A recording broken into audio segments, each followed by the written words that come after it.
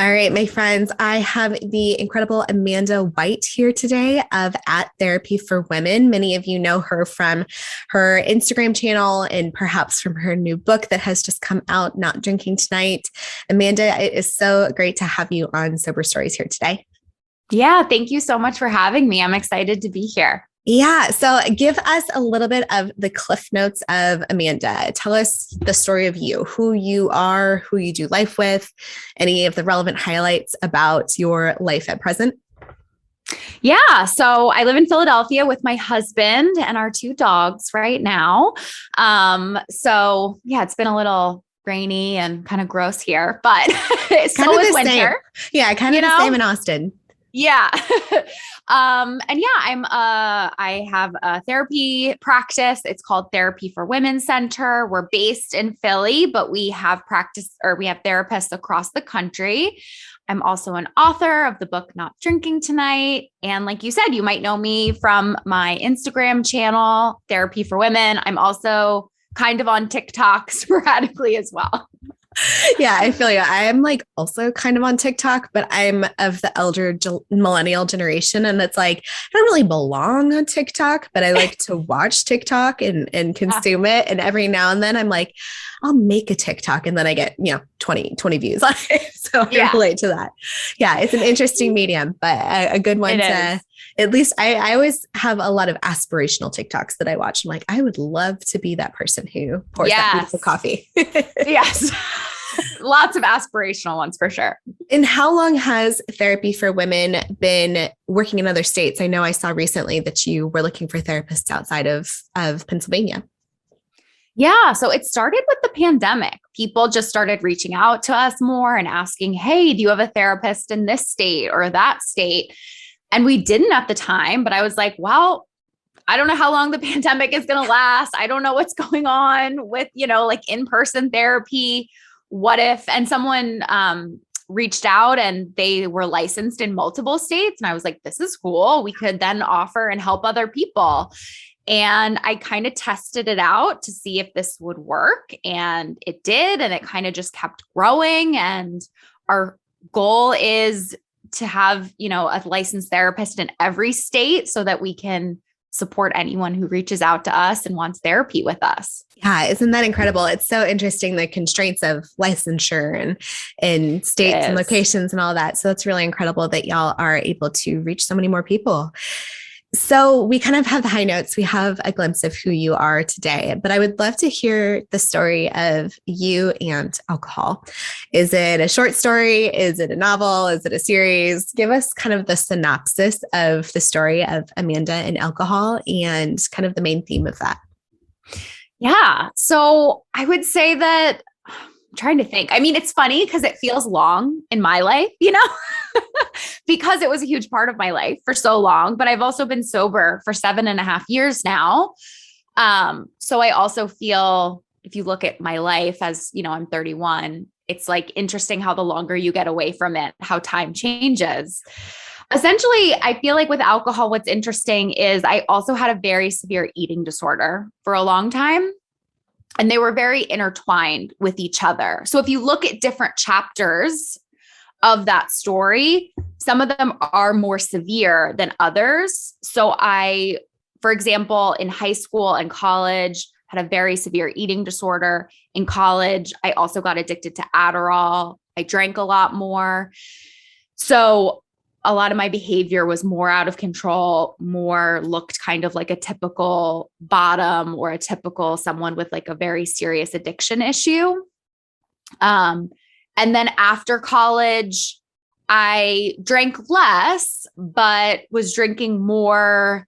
I was binge drinking less, but I was also drinking kind of more like at night. And I was very in this mindset that I deserved to drink because I was recovering from my eating disorder. So I feel like I have two different stories where I have that like really severe story, but I also have a part of my story where I felt like I'm not an alcoholic. I don't have a problem with alcohol. And I felt more just like a problem drinker. Yeah. And I feel like many of us have had that experience of, well, but I'm not an alcoholic. So, yes. So when did you decide to change your relationship with alcohol?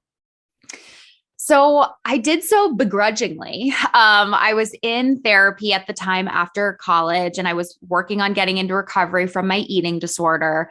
And I kept using alcohol essentially as a crutch. I kept using it at the end of the day to deal with stress, to deal with, any emotions that came up, whatever. And I also felt like because my college experience was so fragmented and messy and kind of a train wreck, for lack of a better word, because of my addiction at the time, I felt like I was reclaiming my college years when I was like 22. Yeah. So I was very into going out to bars, and I was like, now I have this confidence and I deserve to have a good time. But my drinking became a lot like Russian roulette, where a lot of times I drank, it was fine and nothing bad happened. But when I did drink too much, I wasn't willing to deal with just how severe the consequences were. Like I was a blackout drinker when I binge drank, and I would do things that were against what I actually wanted to do. I would, like abandon people at bars. I would disappear. And essentially the last night that I drank, I was a yoga teacher at the time, and I showed up to work and I taught a yoga class completely drunk, and I was mortified. That just sounds hard. It hurts my insides a little bit. Yeah. It was like a 6 a.m. class. I don't remember teaching it. And yeah, I had questioned my relationship, I think a couple months before that. I had tried to moderate. I did the whole, like, I'm only going to drink wine. I'm only going to drink beer. I'm not going to take shots anymore. I'm not going to pregame, all of those things that we do. And sometimes it worked, but mostly it didn't. And it just kind of kept going back to the same routine. And my therapist had kind of said, well, why don't you take a 30-day break? And I agreed. And I only took a 2-week break, and kind of was like, well, these were some weekends. So the beginning and the end doesn't count. So it's about 30 days. If y'all can't see Amanda right now, she just rolled her eyes, which is so great. Because that sentiment is very understood. Yes. Yes. So yeah, I kind of said that I did it, even though I didn't. And then, the wake up call for me was when I taught yoga drunk.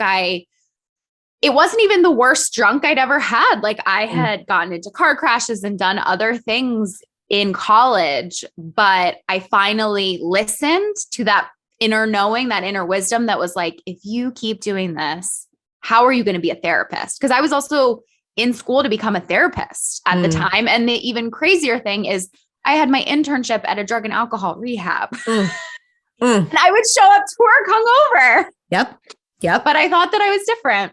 So. Yeah, right. Well, I've been digging into your book, Not Drinking Tonight, and my alcohol use really escalated when I was in grad school for therapy.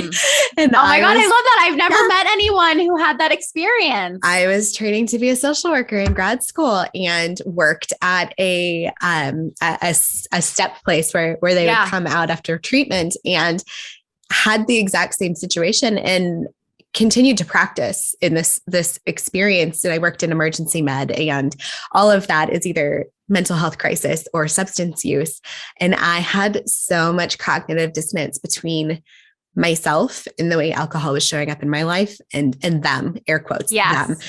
You can really separate it. And it's wild to look back on, but in the moment, there's just such a distinct delineation in your brain of me versus them.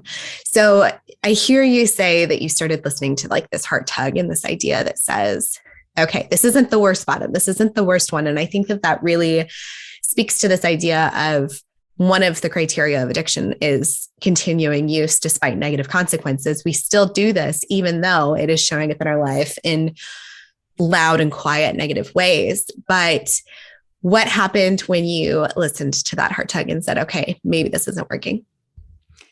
I was terrified. I didn't understand how I would be able to do it. I was lucky that I had friends so I was in individual therapy and I was in a group therapy at the time. And in the group, other people were sober, were going to 12-step meetings. So I was lucky to have a friend who I called up right away and was like, hey, I want to go to an AA meeting with you. And she was wonderful. And that I didn't know if I was an alcoholic. I didn't know if I deserved to be there, like a huge part of me. And I think this is so common, right? As we say, like, someone has it worse. I'm taking someone's seat. Mind you, like there's plenty of seats. There are a million seats in the room. Yeah. There's so many seats in the room. And I just kind of didn't know where it was going to lead me, but I didn't know what else to do. So I just started going. And I also was super lonely at the time, super like disconnected. So I was like, at least I have somewhere to go. Like, at least I have something to do and show up. And selfishly, I was like, maybe I can make friends. I was like, I'll use this group to make friends at least. I don't think that's selfish. I think that makes a lot of sense. So I'm trying to do the math on it. So 7.5 years, that was like 2015-ish. It was Labor Day, 2014. 2014. I'm like, what is time? It's all blurred at this point. It's so blurry. So, and that was really before I feel like the conversation had shifted as far as what your options were when you realized that alcohol is not serving you. So you showed up in the rooms, you started doing AA. How did it go? What did that look like for you? Yeah. So, I mean, I don't have anything negative to say about AA. I don't think that it's for everyone, but it, like you said, like, I didn't know if I was an alcoholic. I was afraid, but I also was like, this is where to go. It was comforting that there was a plan. You know, it's comforting when you go to a 12-step program and they're like, hey, you're going to get a sponsor. You're going to do the steps. You're going to go to a meeting every day for 90 days at least. And this is what it looks like. Yeah. So I was really comforted by that. And I did that. And I got a sponsor, and I like doing step work because it kind of just felt like therapy sort of. Yeah, exactly. I mean, the steps are brilliant. It's personal development. Yeah. Exactly. So yeah, I kept going. It was really great. I was lucky that where I live in Philly, there was a large group of young people that also were involved. So I like made friends and had community. And one of the biggest things I started to realize was how much I liked myself more when I wasn't drinking. When I stopped drinking, I was like, I think a lot of people, I was terrified that I wouldn't be fun. I wouldn't have friends. I mean, my mom literally, when I stopped drinking, when I told her I was an alcoholic, she was very defensive and was very like, no, you're not. How are you going to ever have friends? How are you going to ever get married if you don't drink? What does that mean about me as a mother? Right. Like, exactly. Not to put words in mom's mouth, but you know. But absolutely. And the exact opposite happened. I didn't have very many friends before. I kind of graduated college losing all my friends because of how crazy things were. And I was actually like, I like myself. I can actually be, I'm funny without alcohol sometimes. I can actually be outgoing without alcohol. I'm like a good friend and show up. I mean, I had a huge issue with being extremely flaky during my addiction. And I didn't like that about myself. And I was like, oh, if I don't drink, I can change this. Like I can actually just start showing up and doing things.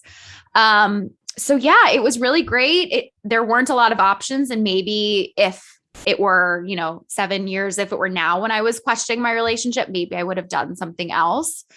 But I worked the steps. I was very involved for a while. I got a job after graduating at a drug and alcohol rehab, which I absolutely loved, and worked there for a number of years.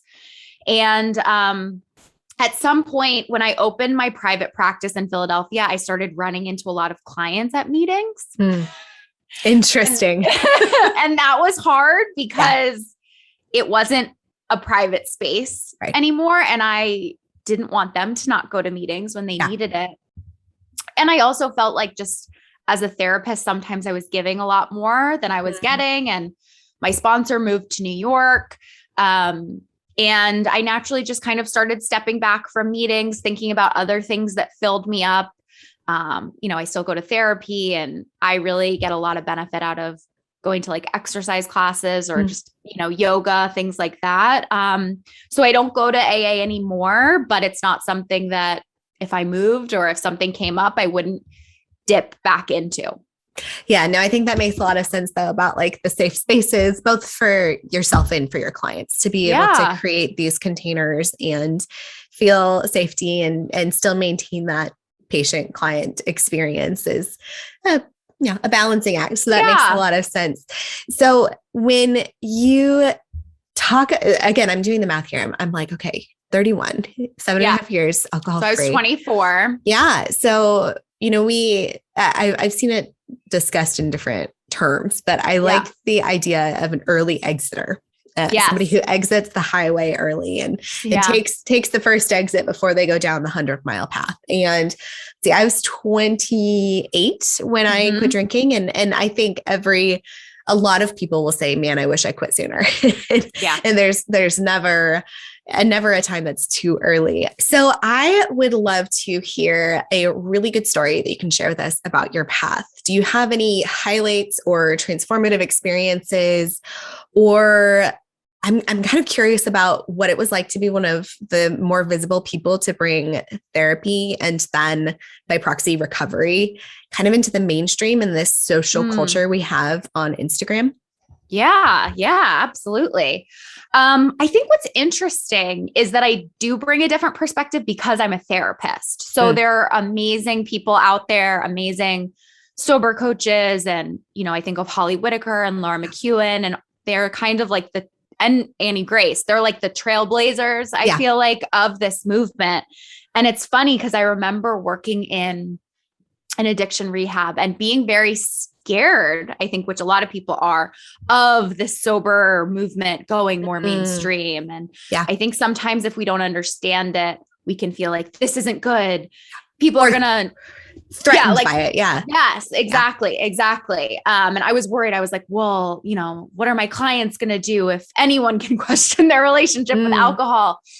And it wasn't until I got out of, I opened my own practice and I really saw how many people were struggling in some capacity with alcohol, but didn't meet the criteria for having, I was an early exiter, but I also had such low lows with my Adderall and with my eating disorder that I was able to put that in kind of with my alcohol. And I was able to see, oh my God, if I keep drinking, I'm going to end up replaying the same thing I did in college, just with alcohol again. And that was how I think I was able to be like, I can see where this path is going because I've kind of been on it before with a different substance or a behavior. So I started seeing it when I was opening my practice that there were a lot of people who were kind of doing some disordered drinking, binge drinking. It was negatively impacting their mental health. It was impacting their relationships, but they didn't meet this criteria. And I didn't believe they even necessarily needed to call themselves an alcoholic or needed to go to AA or anything like that. So I started thinking about, well, who are we leaving out of this conversation when we only say that this is what an alcoholic looks like, or this is someone who must question their relationship with alcohol? And I also started seeing that people get very into, like I'm an alcoholic or I'm not. Yeah. And I started seeing women like moms who didn't have a problem with alcohol in college or in their 20s. And then all of a sudden they became a parent and they were drinking more. And they were like, well, I'm not an alcoholic, obviously, because I would have been by now, right? Like the idea that you're born an alcoholic. Yeah. And that's where I started thinking about this spectrum. And in my book, I talk about a term called disordered drinking. I almost threw my book across the room when I was reading that. I was like, finally, this is the language that we need. Because, there's a term called disordered eating. And we know based on studies, if you engage in disordered eating, you are more likely to develop an eating disorder. And we don't talk about I am appreciative that the DSM has changed and there's the spectrum of alcohol use disorder, but you still have to meet certain criteria to be able to be part of it. And you can wiggle and get out of it. And instead, I think we need to look at it as we are all in our life probably going to dabble in some type of disordered drinking, especially if you go to college. You're probably doing binge drinking, which is disordered drinking. Totally. But that doesn't mean that you necessarily need to totally stop. But it does mean that you it would be helpful probably for you to question your relationship with alcohol. And maybe you're using alcohol as a crutch to, make up for the gaps in your life that you didn't learn how to do, like processing your emotions, for example. Well, and I think what you speak to, this idea that labels can be a barrier to entry for people, a barrier to what might otherwise be positive change in their life, because either they don't identify or they're fearful of, or it just doesn't align with them to take on a certain label.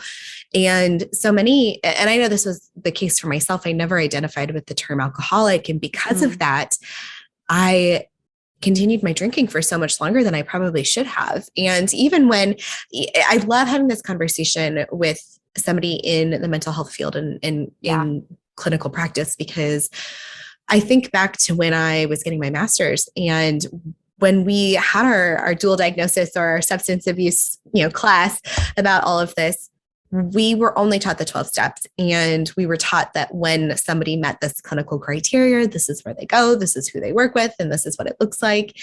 And because of even that limited view, and I to be fair, I don't know what they're teaching in social work school these days, but back then, because of that limited view, when I experienced my own disordered drinking, as you say, I thought, well, that's not going to work for me. And if that's my only option, I guess my other option is to continue drinking as I am, because I don't fit in this box, but this box doesn't feel great over here. And I love the term disordered drinking because I think it is really, it's really digestible for people because we already have this parallel with disordered eating.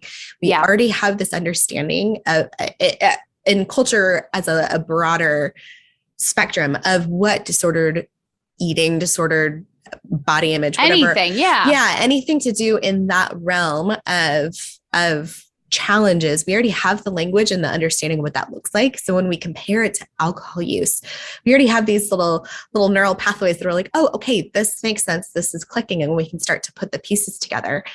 And you're an LPC, right? Yeah. One of my life goals is to change the way that we have this idea of the spectrum from a clinical understanding, because I did a CEU the other day and it was all about the alcohol use disorder. And I was like, yeah, we're going to have updated language and it's going to be so good. And then I read it and it still used very dated language and it still used very dated concepts.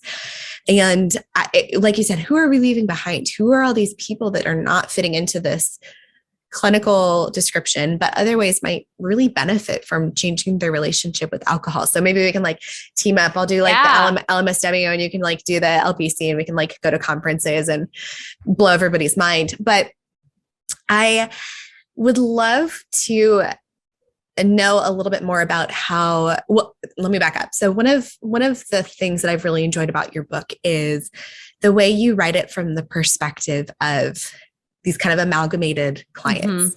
So you have these 3 women in your book, and they are kind of puzzle pieces of many different people that you've worked with over the time and many different people you've encountered. So I would love to know a little bit more about how your personal experiences have impacted the work you do. And I'm especially interested in Andrea in the book, and this idea of a med student who has this cognitive dissonance of, well, I know clinically what this is, but that's not really me. That's not really me.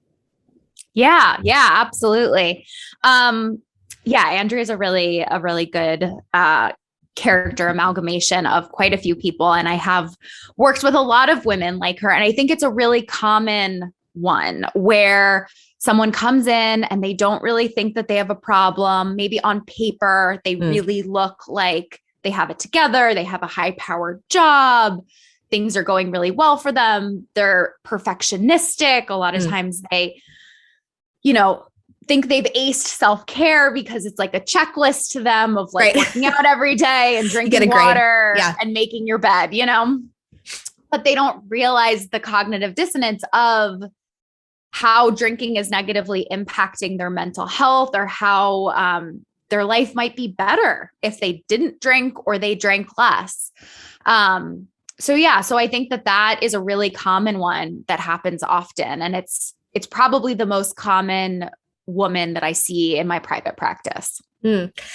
I'm wondering if you have any theories about why that is. Because I find I work with a lot of really high achieving women, and I'm an Enneagram 3 myself, and work with a bunch of Enneagram 3s and 1s, and people who from the outside really look like they have it together, and they have the morning routine and they have the check boxes, and either secretly or not so secretly, they are drinking a bottle of wine every night and using that to calm their nervous system. Do you have ideas of why you think that is? I do. I think it is literally because if you put that much pressure on yourself, if you expect yourself to be that perfect, you need an outlet in some capacity. Like I talk in my book too about over functioning and under functioning. And I think a lot of people who over function put so much pressure on themselves. It's impossible to maintain that standard 24/7. So when you're in that intense of an environment of your head, essentially, you need some type of escape. It's just not possible to be perfect all of the time. So then people will use alcohol or something like that as their form of escape to deal with how intense and rigid their standards are. I'm also wondering, as I'm processing this as we're talking, and I'm wondering too, if there's part of it that we're taught to do so many overtly achievable, I don't know what the word is I'm looking for, but overtly accomplished things and very objective things that we can grade, but we're not really taught to care for our nervous system, or we're not really taught to have interpersonal relationships that fulfill us, but we're achieving these other boxes and getting these other gold stars, and it's slowly killing all of us. So I think that's really interesting. And one of the other things that you touch on here and there is, again, your eating disorder. And I know that we have some understanding of the interconnectedness between eating disorders and challenges with substances. Do you see a lot of that in your practice? And what does that kind of look like in your own life? Yeah, I see a lot of it in practice. I am shocked by how much we don't talk about it, to be honest, because essentially, I mean, obviously I have my personal experience, but almost every woman that I know who has gotten sober has explored this in some capacity, whether they get sober and then they gain weight and they don't like how their body looks, whether they get sober and they realize that they're, eating more than they're used to, and they feel like they're a food addict or whatever, whether someone goes the opposite way and they start saying, well, now I'm getting my life together and alcohol is a poisonous substance, so I'm going to cut out everything and start running and going to the gym and being perfect. It just affects everyone. And I was shocked when I worked in treatment, how common it was with women who never had an eating disorder would end up, I worked with women essentially after they were in the 30-day rehab. I worked in like the long-term women's unit. So they were with me for a minimum of 90 days. Okay. And almost every single one of them had something come up with food or body image. And people would end up kind of realizing that maybe they started using drugs or drinking to lose weight, or they would realize that it was something they were willing to relapse because they hated their body so much and they weren't comfortable in their body. And there was this really sad phrase that kept coming up when I worked in treatment that was, I would rather be skinny and high than fat and sober. Ugh. And it just broke my heart. Yeah. When when you said that there are people that are willing to relapse, I have seen the other side of that too, who are women who lean more into their eating disorder. And they're like, I got to keep this thing because this is part of what helps me cope, but it's keeping me sober. And this interconnectedness, I feel like I've been interested in the research in this, and I know we don't have a lot, and we're still trying to figure out what it is, if it's the chicken or the egg, and why these are so connected. But one of the things that you wrote in your book that really connected with me was this idea of skipping meals to save calories for the wine you were drinking. And that is something I did in my experience. And I'm pretty open in the ether. I currently experience and struggle with disordered eating and body image and body dysmorphia. And, when I think about it, I'm like, I don't know if this came before I drank. It's hard to remember the before times. And I think it probably has always been there, but it wasn't as present when I was using alcohol. And for me, I noticed that food is a coping mechanism for me. And when I am stressed and when I am activated and when I am feeling that drain of my body battery, that's when I crave sugar. And that's when I want to numb out with something. And I'm tuned into that, trying to figure out the right balance for that. But I think that it's so important that you talk about this so openly in your book, because there is so much interconnectedness and there is so much stigma around both and each individually. And it surprises a lot of people when they change their relationship with alcohol, that either the food stuff comes up or it resurfaces, or they just weren't even paying attention to it before. And I think that it's really important to, as your book is, have like this guidebook of, here's what might happen, and here's how we can work through these things. And here's how it's kind of this like step by step. All right, here's what we're going to do. And I love what you said about the 12 steps. You went to AA and you're like, all right, I've got my checklist. And I feel like your book is such a great checklist for folks who are changing their relationship with alcohol in more of an unconventional way. So tell me a little bit about the process of writing your book and how Not Drinking Tonight came to be. Yeah, that's a great question.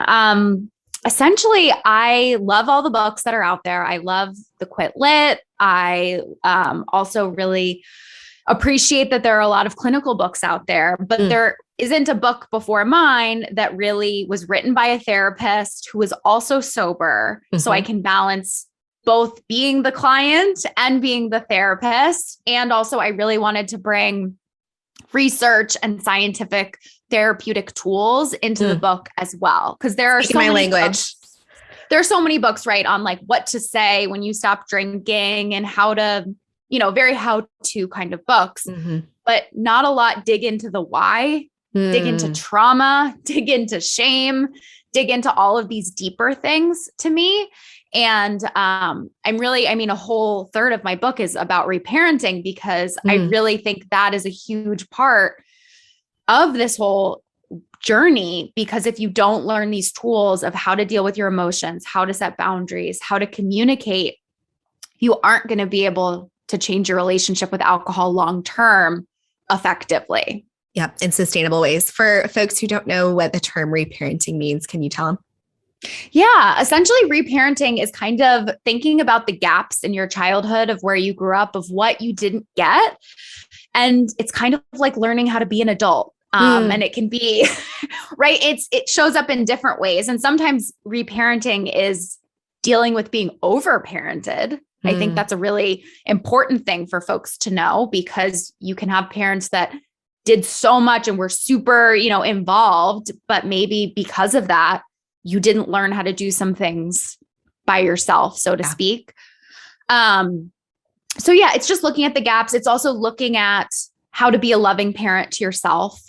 So it's that line of, I talk about self-care in my book, and I think people can really misunderstand what self-care is, because they can think that it's either like treat yourself or the check boxes that we were talking about. Yeah. Spend a bunch of money or take a bubble bath. And that's all exactly. Yeah. Exactly. Where really the balance of self-care is being a loving parent to yourself. And sometimes that's pushing yourself and, getting up in the morning and making your bed or whatever, or going to the gym. And sometimes it's like, no, you need to skip that and go to sleep, because you really need to sleep and go to bed early tonight. And how do we balance that? I believe it's Laura McCowan who says, she calls it extreme mothering, when you're in these early days of being alcohol free. And this idea of, like you said, sometimes extreme mothering means having those boundaries and having those expectations, but sometimes it is very gentle and it is very sweet and tender and loving. Yeah, absolutely. So you do a lot. You run a therapy practice. You run a very successful social media account. You just wrote a book. How do you? Yeah, I didn't answer your question about how did I write the book? Okay, well, let's start there. How did you write the book? Well, I carved out time to have to write the book for sure. But yeah, it was an interesting process of just, I really, I'm sure you've read the book. maybe you should talk to someone. I love Lori Gottlieb's book. So I loved being able to do the dialogue. Like as a therapist, one of my pet peeves is when you read a book and there's just case conceptualizations, which is just like a long paragraph explaining who the client is. And it's not super engaging. And I really wanted mine to be more dialogue and be more interactive, because I think the therapeutic process is so powerful in that, right? Like we don't often tell people what to do, but we help them with the right questions, make those connections for themselves. And that was really what I wanted to do in my book. I don't tell people what to do. I'm very into choice, but I hope with the right questions, with the right dialogue, with the right research and information I provide, that readers can make those connections for themselves. Well, and I like how you kind of give an insight to your therapist brain of she said this, and this is kind of what I thought. And then I asked this question and she was like, oh, I see. I got it. Yeah.